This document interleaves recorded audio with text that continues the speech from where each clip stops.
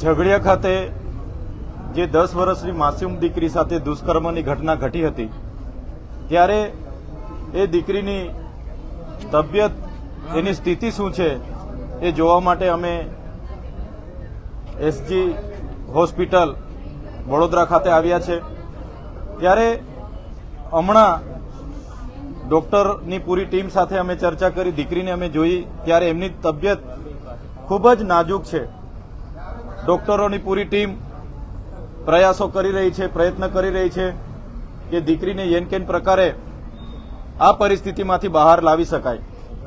સાથે સાથે એમના માતા પિતાને પણ અમે મળ્યા છે, ત્યારે એમની માતા પણ પોતે એમની પાસે હિંમત ખૂટી ગઈ હોય એવી પરિસ્થિતિ છે। ત્યારે માતા સાથે અમે બેઠા, એ પણ ખૂબ દુઃખી થયા છે અને ખૂબ એમની પણ વેદના છે। ત્યારે આજે દીકરીની સ્થિતિ જાણવા અને એમના પરિવારને હિંમત અને સાંત્વના આપવા માટે અમે અહીંયા આવ્યા છે। આવી દુષ્કર્મની ઘટનાઓ જે પ્રકારે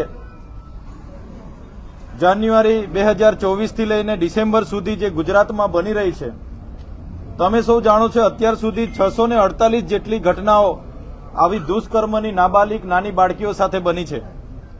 દાહોદની વાત હોય, સુરતની વાત હોય, બારડોલી હોય, ભાવનગર હોય, અમરેલી હોય, જ્યાં પણ આવી ઘટનાઓ ઘટી છે ખૂબ જ નિંદનીય ઘટનાઓ છે અને સરકાર સામે અમે માંગ કરીએ છીએ જ્યાં પણ જે પણ દીકરીઓ સાથે આવી દુષ્કર્મની ઘટનાઓ ઘટી છે એ નરાધમો સામે કડકમાં કડક અને ઝડપી કાર્યવાહી કરવામાં આવે, એમને ફાંસી સુધી પહોંચાડવામાં આવે અને એવા દાખલા બેસાડવામાં આવે કે ફરી કોઈ વ્યક્તિ આવા વિચાર સુદ્ધા કરી ના શકે એવી અમે માંગ કરીએ છીએ।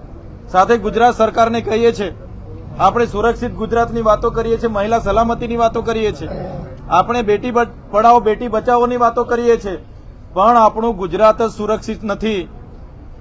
કોઈ દેશમાં કોઈ પણ રાજ્યમાં આવી ઘટના નહીં જ ઘટવી જોઈએ, જે પણ ઘટના ઘટે નિંદનીય જ છે, પણ જ્યારે બીજા રાજ્યોમાં કોઈ ઘટના ઘટે છે ત્યારે આપણા મુખ્યમંત્રી, આપણા ગૃહમંત્રી બીજા રાજ્યોના મુખ્યમંત્રી સરકારોને સલાહ આપવા નીકળે છે, લાંબા લાંબા ટ્વીટો કરે, ટ્વિટર પર ટ્વીટ કરે છે, કેન્ડલ માર્ચો કાઢવામાં આવે છે।